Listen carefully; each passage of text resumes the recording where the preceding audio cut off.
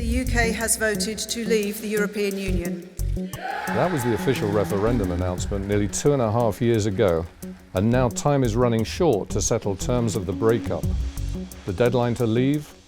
March 2019.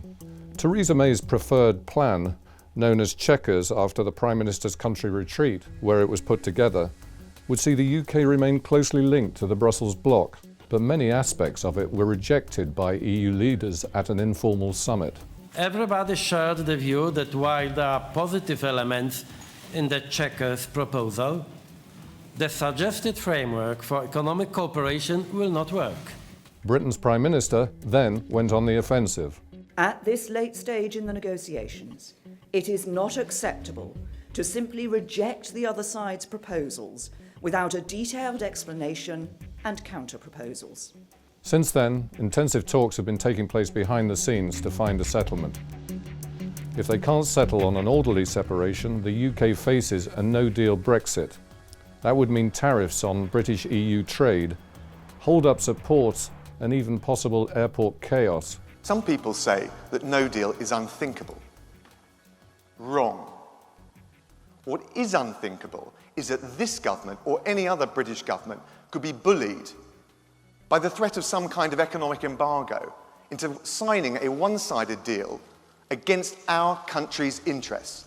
The main sticking point at the moment is figuring out how to avoid erecting physical checkpoints in Ireland, a flashpoint for tensions before the signing of the Good Friday Agreement in 1998.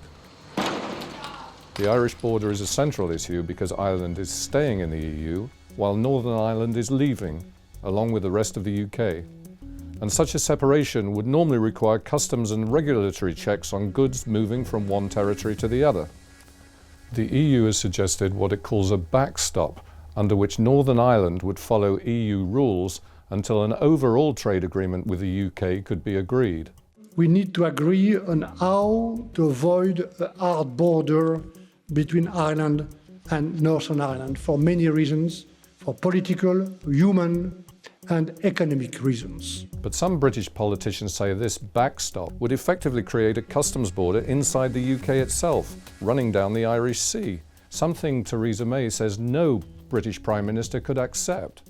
While leaders from Northern Ireland's Democratic Unionist Party say talk of a hard border or a border in the Irish Sea aren't even options. Those are not the choices. I know that's the way in which some people would like to present the choices for their own particular reasons, but those are not the choices ahead of us. The other big sticking point is the future relationship between the UK and the EU, which will be outlined in a political declaration. Britain wants a close relationship, but it doesn't want to follow all the EU rules. The EU says that's asking the impossible.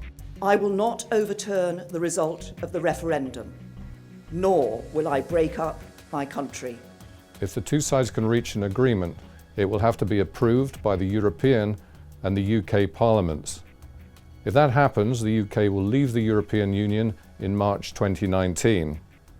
At that point, a 21-month transition period begins, during which the exact details of the future relationship are hammered out. If they fail to reach agreement, then many economic ties with the EU will be cut, with potentially serious consequences for trade, travel, and security.